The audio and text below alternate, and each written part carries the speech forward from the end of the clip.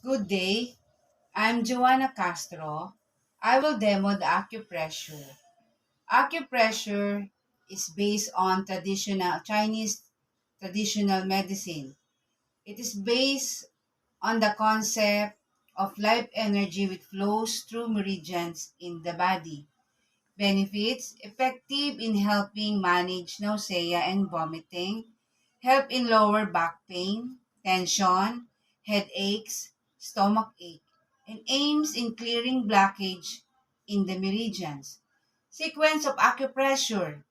Sequence number 1, pressing of the crown chakra.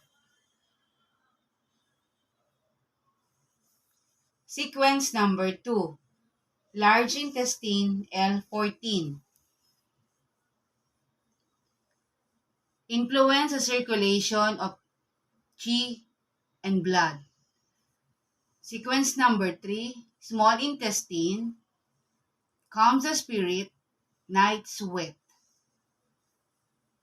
Demo 4, pericardium sick, opens and relaxes the chest. Heart symptoms, carpal tension syndrome. L36, stomach, psychological and emotional disorder. Spleen, dizziness, hypertension, digestive disorder. Bladder 40, main point for heat condition, main for all skin issues. Liver, eye issue, menstrual issue, genital issue. Thank you for watching my demo about acupressure.